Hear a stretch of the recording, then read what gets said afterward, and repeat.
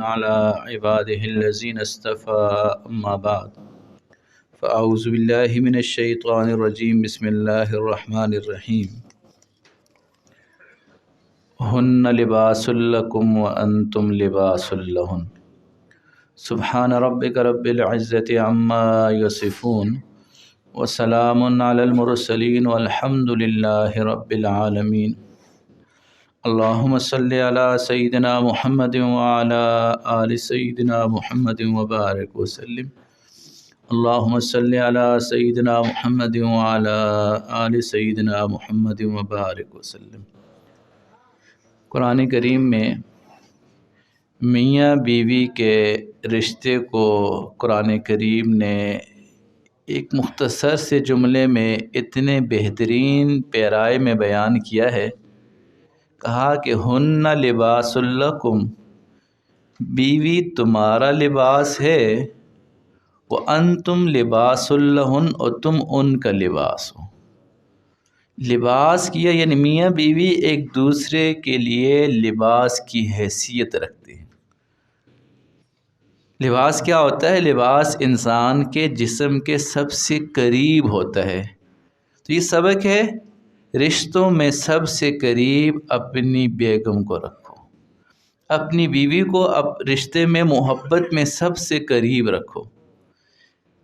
اور بیوی کو حکم ہے کہ جی تم اپنے شوہر کو سب سے زیادہ محبت دو۔ ہن لباس لکم وانتم لباس لہن۔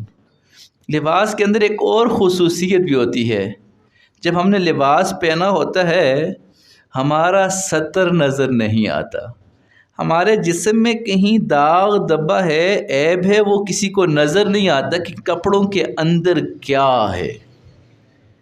تو میاں بیوی بھی ایک دوسرے کے لیے ایسا لباس ہیں کہ یہ ایک دوسرے کے عیبوں کو چھپاتے ہیں۔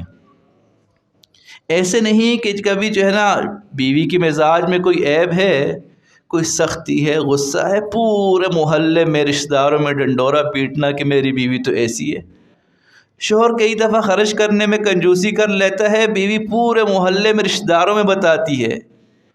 تو بھئی یہ میاں اور بیوی کے رشتے میں لباس کا مطلب یہ ہے کہ تم اس کے عیبوں کے اوپر پردہ ڈالو اور وہ آپ کے عیبوں کے اوپر پردہ ڈالے۔ کمیاں کوتاہیاں ہر معاشرے میں ہوں گی، ہر جگہ ہوں گی۔ حدیث مبارکہ میں ہے اگر تمہیں بیوی کے اندر کوئی ایک عادت بری لگے گی دوسری عادت اچھی بھی ہوگی۔ تو پازیٹیو تھنکنگ جہاں ہوتی ہے انسان اچھی عادت کو بھی تو دیکھ لیتا ہے۔ ہمارے جس گھر کے اندر میاں بیوی میں تعلق اچھا ہوتا ہے، انڈرسٹینڈنگ اچھی ہوتی ہے، وہاں امت کو ایک اچھی نئی نسل ملتی ہے۔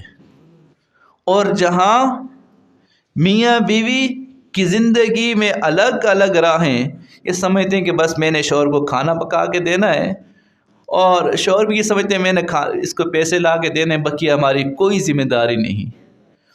دونوں ایک سٹیج پہ نہیں، وہاں جو نسل تیار ہوتی ہے وہ نسل نشے پہ لگی ہوتی ہے، وہ نسل دین سے دور ہوتی ہے، وہ نسل ماں باپ کے نافرمان بنتی ہے۔ تو اس لیے اس پوری بلڈنگ کو مضبوط کرنے کے لیے سب سے پہلے میاں بیوی کو آپس میں سمجھوتا کرنا چاہیے۔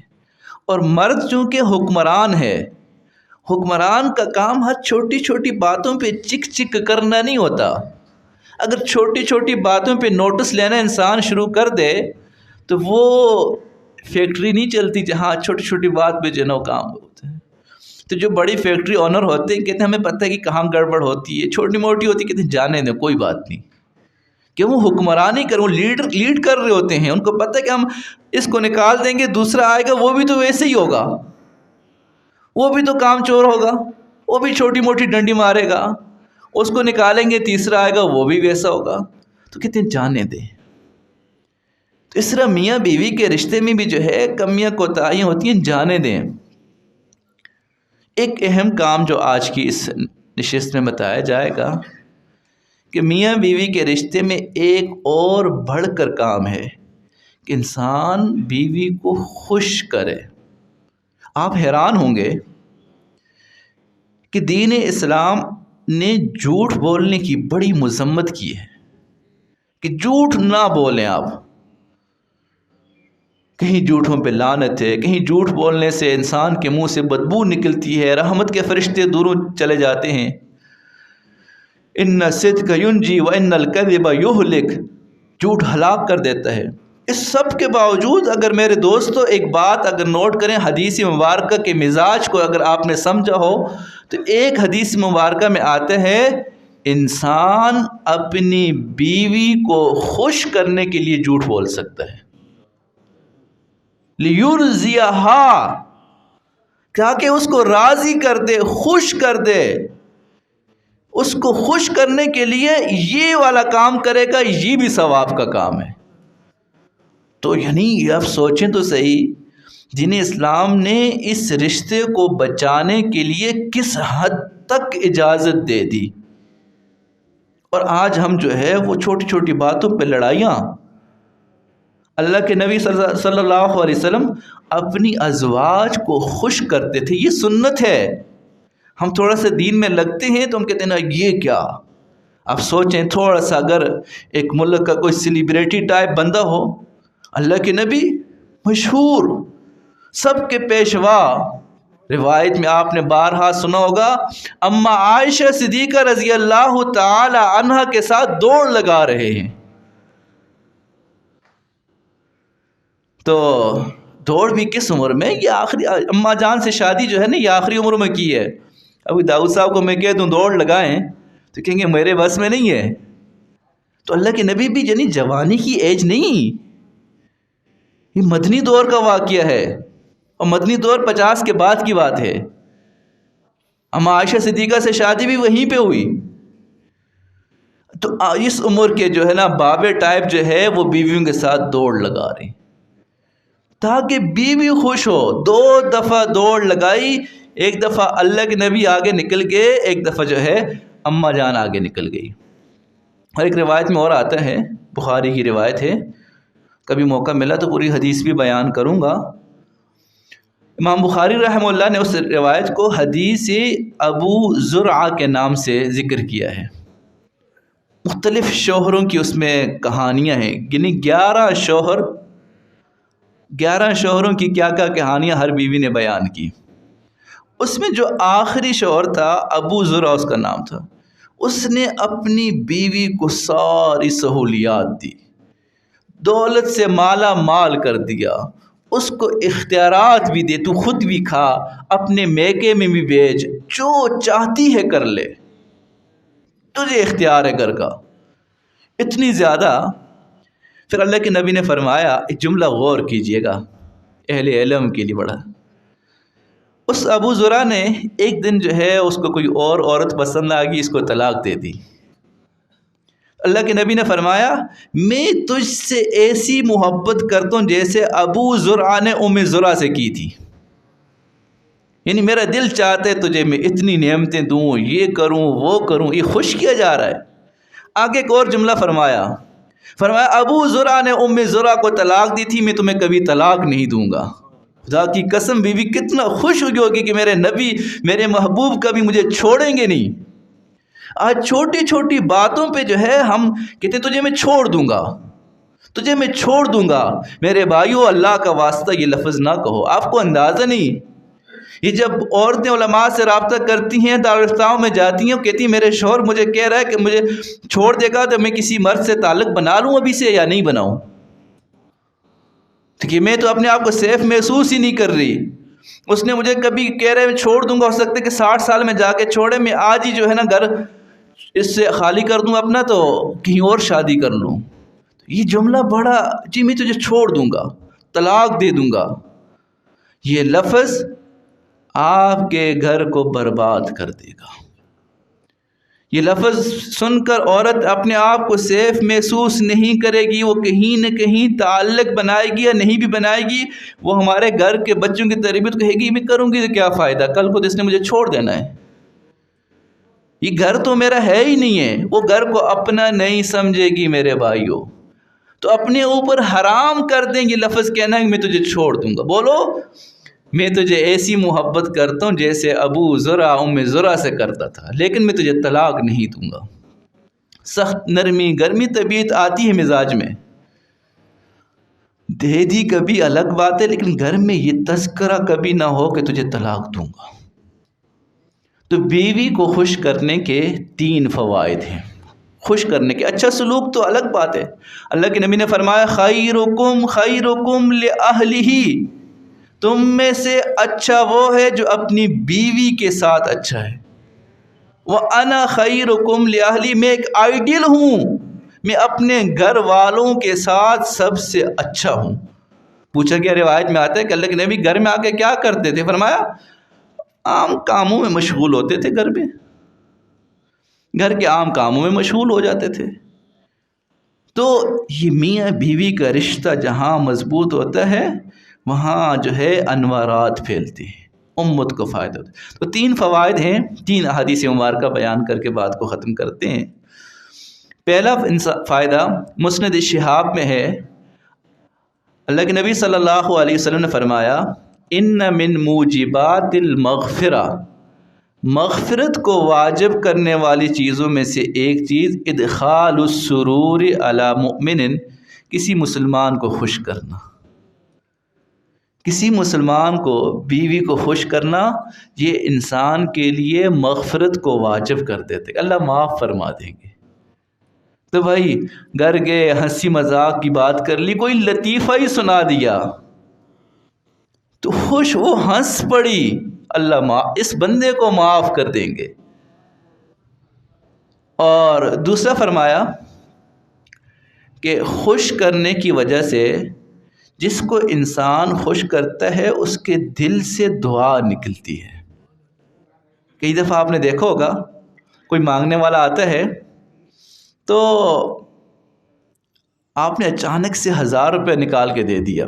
اب سب کو امید ہوتی ہے کہ چونکہ معاشرے میں 10 روپے 20 روپے کا ہی ٹرینڈ چل رہا ہے.